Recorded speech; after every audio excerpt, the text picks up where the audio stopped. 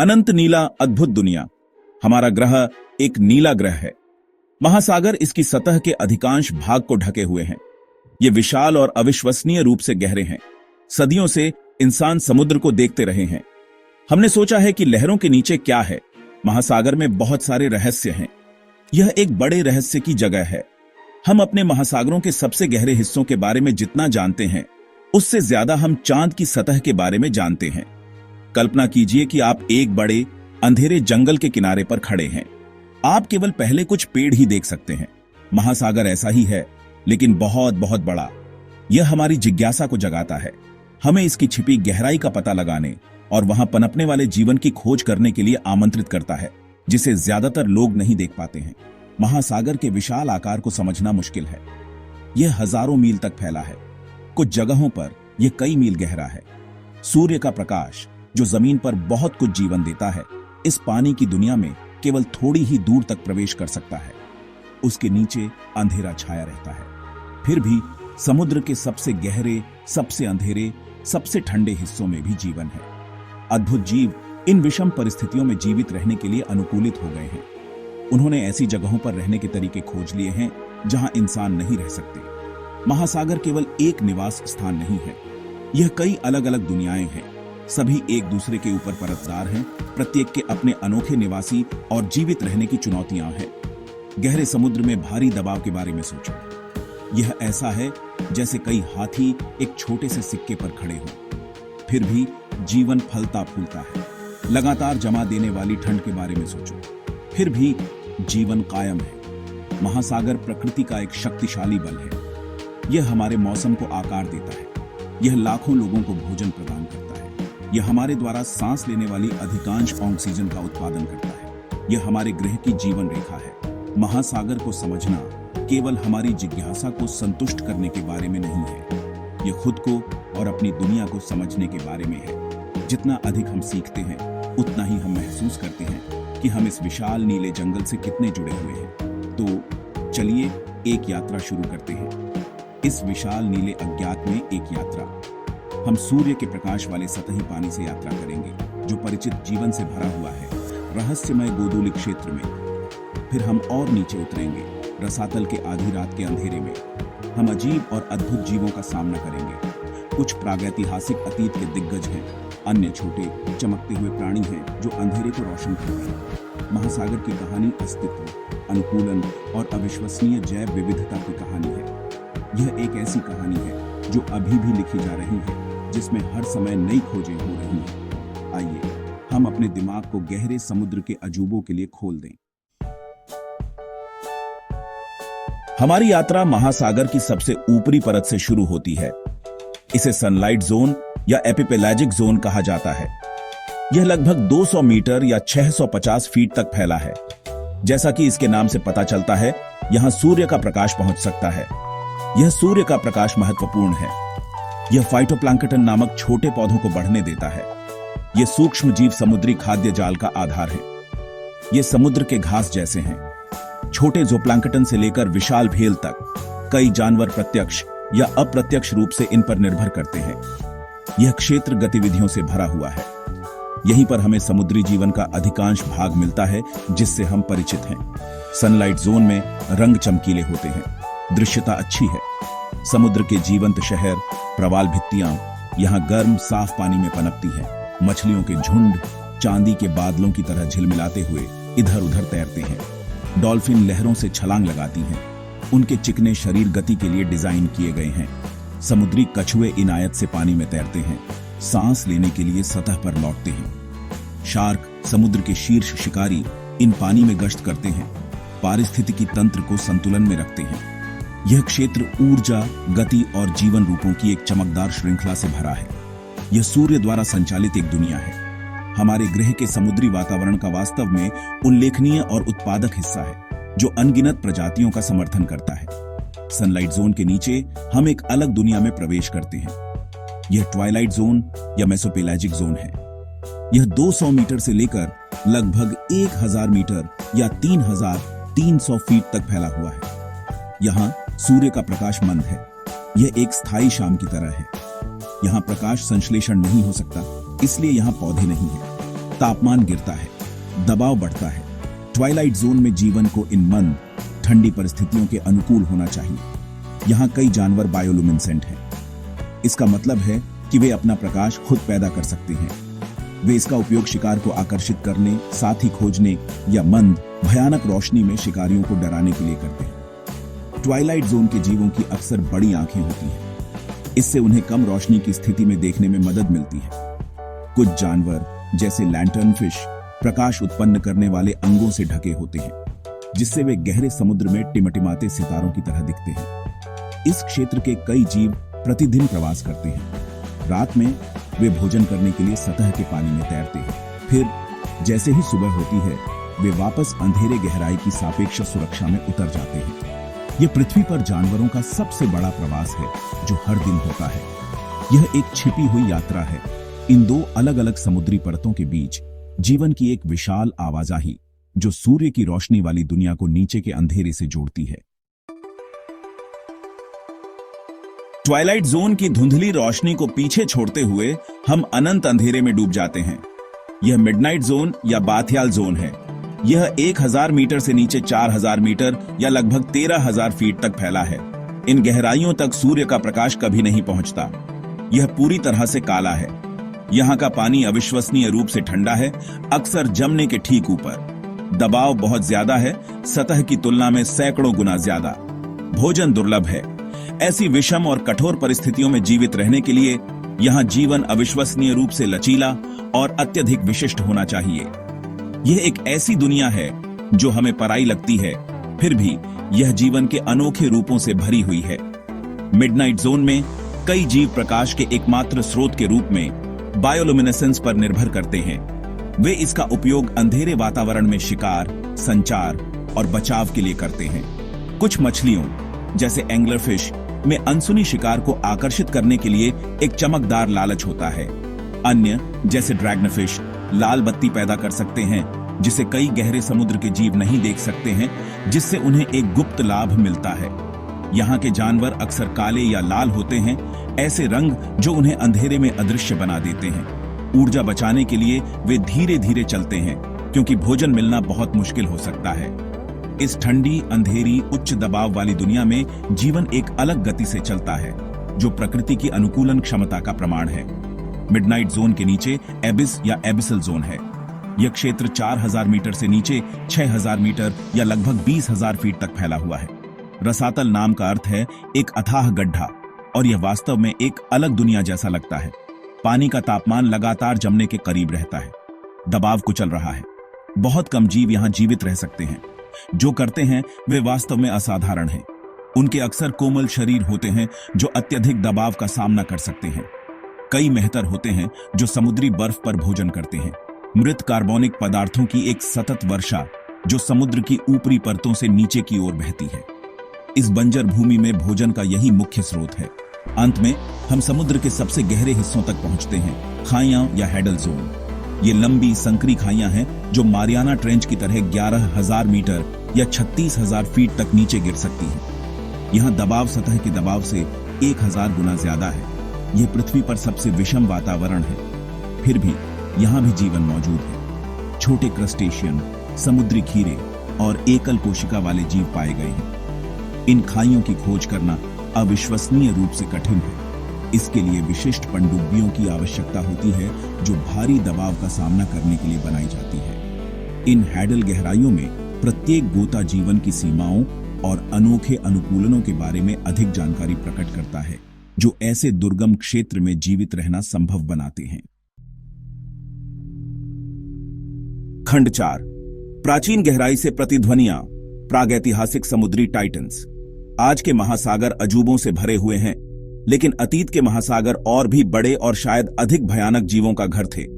एक शार्क की कल्पना करो जो इतनी बड़ी है कि एक छोटी कार को पूरा निगल सकती है। यह मेगालोडन था। यह लाखों साल पहले लगभग 23 से 3.6 मिलियन साल पहले रहता था। मेगालोडन अब तक रहने वाले सबसे बड़े और सबसे शक्तिशाली शिकारियों में से एक था। इसके नाम का अर्थ है बड़ा दांत, और अच्छे कारण के लिए। इसके दांत विशाल थे, इंसान के हाथ से भी बड़े। वैज्ञानिकों को ये जीवाश्म दांत पूरी दुनिया में मिले हैं जो हमें इस प्राचीन विशालकाय जीव के बारे में सुराग देते हैं। मेगालोडन शायद व्हेल और अन्य बड़े समुद्री स्तनधारियों का शिकार करता था। यह एक शीर्ष शिकारी था, खाद्य श्रृंखला में सबसे ऊपर। यह 18 मीटर या लगभग 60 फीट तक लंबा हो सकता था। यह आज के सबसे बड़े ग्रेट व्हाइट शार्क से 3 गुना ज्यादा लंबा है। इसकी काटने की शक्ति अविश्वसनीय रूप से मजबूत थी, जो हड्डी को आसानी से कुचलने में सक्षम थी। समुद्र एक बहुत ही अलग जगह रहा होगा जहां इतना विशाल शिकारी उसके पानी में गश्त करता था। मेगालोडन विलुप्त क्यों हो गया? वैज्ञानिकों का मानना है कि ठंडी जलवायु और इसके शिकार, बड़ी व्हेल में गिरावट के कारण इसका गायब होना हो सकता है। यह अध्ययन का एक आकर्षक विषय बना हुआ है। प्राचीन समुद्रों का एक और भयानक विशालकाय डंकलियोस्टियस था। यह शार्क नहीं थी, बल्कि एक प्रकार की बख्तरबंद मछली थी जिसे प्लेकोडर्म कहा जाता है। यह मेगालोडन से भी पहले, लगभग 380 से 360 मिलियन साल पहले, लेट डेवोनियन काल के दौरान रहता था। डंकलियोस्टियस अपने समय का एक सच्चा राक्षस था। यह 6 मीटर या 20 फीट तक लंबा हो सकता था और इसका वजन 1 टन से ज्यादा था। इसका सिर और शरीर का अगला हिस्सा मोटी हड्डी की प्लेटों से ढका हुआ था, जैसे कवच का सूट। इस कवच ने इसे अन्य शिकारियों से बहुत अच्छी तरह से सुरक्षित रखा, हालांकि शायद इसके कुछ ही थे। दांतों के बजाय डंकलियोस्टियस में तेज हड्डी की प्लेटें थीं, जो एक भयानक चोंच जैसी संरचना बनाती थीं। ये प्लेटें अविश्वसनीय बल के साथ शिकार को काट सकती थीं। यह संभवतः पहले कशेरू की शीर्ष शिकारियों में से एक था, जो लगभग कुछ भी खा सकता था जो वह पकड़ सकता था, जिसमें अन्य बड़ी मछलियां और यहां तक कि अपने समय के शार्क भी शामिल थे। इसका काटना किसी भी मछली, जीवित या विलुप्त, में ज्ञात सबसे शक्तिशाली में से एक था। डंकलियोस्टियस के जीवाश्मों का अध्ययन करने से हमें एक बहुत ही प्राचीन और अलग समुद्री दुनिया की झलक मिलती है। एक ऐसी दुनिया जो डायनासोर के पृथ्वी पर घूमने से बहुत पहले इन बख्तरबंद दिग्गजों द्वारा शासित थी। ये प्रागैतिहासिक टाइटन्स हमें समुद्र के लंबे और नाटकीय इतिहास की याद दिलाते हैं। खंड 5, रसातल के जीव, अनंत रात में जीवन। गहरा समुद्र, सूर्य के प्रकाश वाली सतह के नीचे ठंडे काले पानी का वह विशाल विस्तार, हमारे ग्रह पर कुछ सबसे अजीब और सबसे अद्भुत जीवों का घर है। भारी दबाव, जमा देने वाले तापमान और स्थायी अंधेरे के वातावरण में जीवित रहने के लिए इन जानवरों ने उल्लेखनीय रूपांतर विकसित किए हैं। सबसे प्रतिष्ठित गहरे समुद्र के निवासियों में से एक एंगलर फिश है। कई अलग अलग प्रकार की एंगलर फिश हैं, लेकिन ज्यादातर में एक सामान्य, असाधारण विशेषता होती है। उनके सिर से एक मांसल वृद्धि जो मछली पकड़ने वाली छड़ी का काम करती है। इस छड़ी की नोक पर कई प्रजातियों में एक बायोलुमिनेसेंट लालच होता है, एक चमकता हुआ चारा जो कालेपन में अनसुनी छोटी मछलियों को आकर्षित करता है।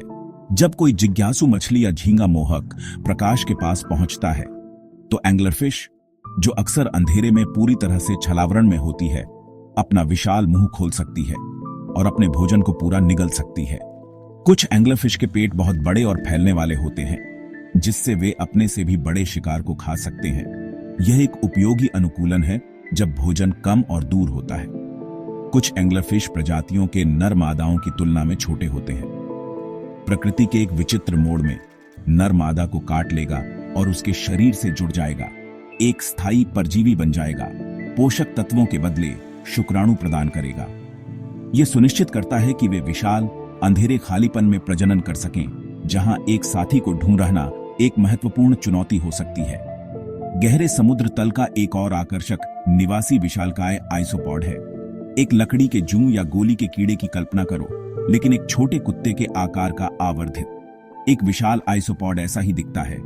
ये क्रस्टेशियन 50 सेंटीमीटर या 20 इंच तक लंबे हो सकते हैं। वे मेहतर होते हैं, जो रसातल के कीचड़ भरे तल पर रेंगते हैं। व्हेल के शव, मरी हुई मछलियों और ऊपर से नीचे की ओर बहने वाले किसी भी अन्य कार्बनिक पदार्थ को खाते हैं। उनकी बड़ी परावर्तक आंखें होती हैं। हालांकि यह स्पष्ट नहीं है कि वे पूर्ण अंधेरे में कितना देख सकते हैं। उनके बख्तरबंद, खंडित शरीर उन्हें दबाव से और शायद शिकारियों से बचाते हैं, हालांकि इन गहराइयों में बहुत कम मौजूद हैं। विशाल आइसोपॉड प्राचीन जीव हैं जो लाखों वर्षों से गहरे समुद्र में घूम रहे हैं, बड़े पैमाने पर अपरिवर्तित। वे बिना भोजन के अविश्वसनीय रूप से लंबी अवधि तक जीवित रह सकते हैं। कैद में कुछ के बारे में जाना जाता है कि वे कई वर्षों तक बिना खाए रहते हैं। ये रसातल में जीवन के लिए एक महत्वपूर्ण अनुकूलन है, जहां खाद्य स्रोत अप्रत्याशित और दुर्लभ है। उनका धीमा चयापचय और बड़ी मात्रा में वसा जमा करने की क्षमता उन्हें इन लंबे उपवासों को सहन करने में मदद करती है।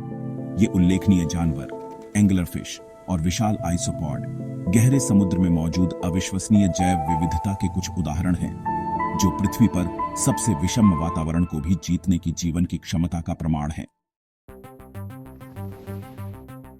खंड 6 अज्ञात जल रहस्य और नए क्षितिज। सदियों की खोज के बावजूद गहरा समुद्र हमारे ग्रह पर अंतिम महान सीमाओं में से एक है। यह रहस्य से भरा एक क्षेत्र है और हर अभियान नई खोजें, नई प्रजातियां और नए प्रश्न लाता है। हमने समुद्र तल के केवल एक छोटे से हिस्से को उच्च रिजोल्यूशन में मैप किया है। विशाल क्षेत्र पूरी तरह से अज्ञात हैं। उनके रहस्य मीलों पानी के नीचे छिपे हुए हैं। उन परिदृश्यों की कल्पना करें जो अनदेखे हैं। विशाल पानी के नीचे के पहाड़ या समुद्री पहाड़, गहरी घाटियां और फैले हुए मैदान। इनमें से प्रत्येक आवास अद्वितीय पारिस्थितिक तंत्र और प्रजातियों का घर हो सकता है, जो अभी तक विज्ञान के लिए अज्ञात हैं। खोज की संभावना बहुत अधिक है। हाल के दशकों में सबसे रोमांचक खोजों में से एक हाइड्रोथर्मल वेंट है।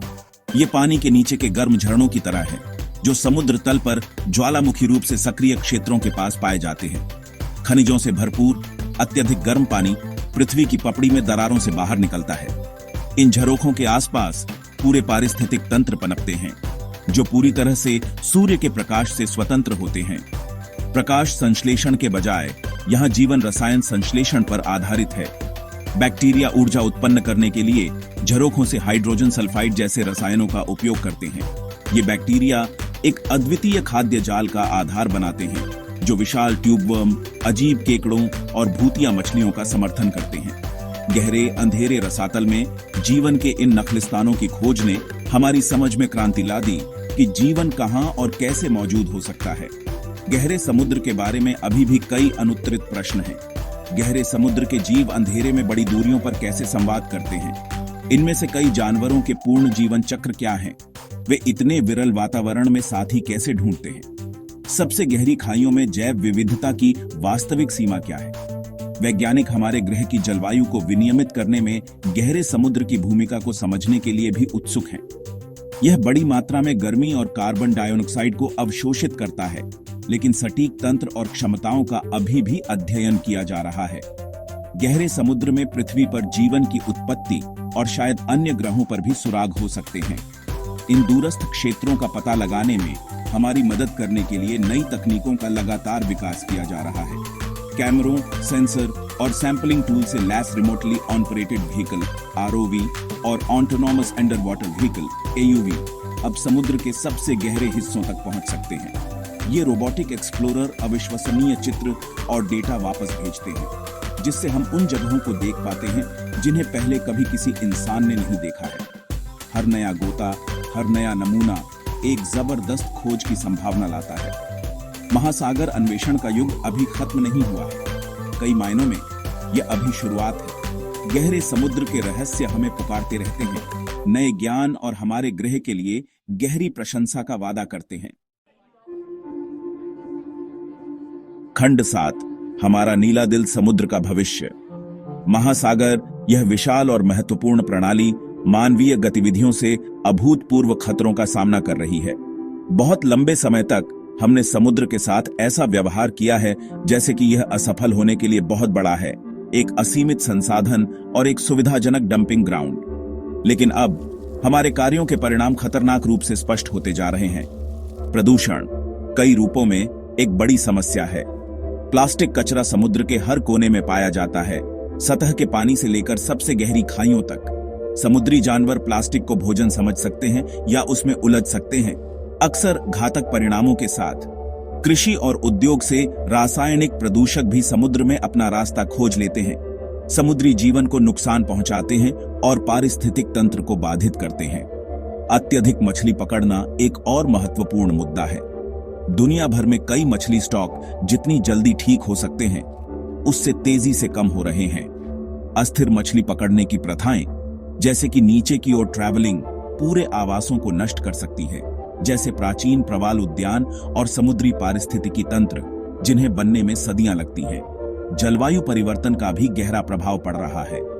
जैसे जैसे ग्रह गर्म होता है, समुद्र अतिरिक्त गर्मी और कार्बन डाइऑक्साइड को अवशोषित करता है। इससे समुद्र का तापमान बढ़ता है, समुद्र का अम्लीकरण होता है और समुद्र का स्तर बढ़ता है। ये परिवर्तन समुद्री जीवन के लिए खतरा है, छोटे प्लवक से लेकर विशाल व्हेल तक, और समुद्री पारिस्थितिक तंत्र के नाजुक संतुलन को बाधित करते हैं। उदाहरण के लिए, प्रवाल भित्तियां गर्म पानी के प्रति विशेष रूप से संवेदनशील होती हैं, जिससे व्यापक विरंजन की घटनाएं होती हैं।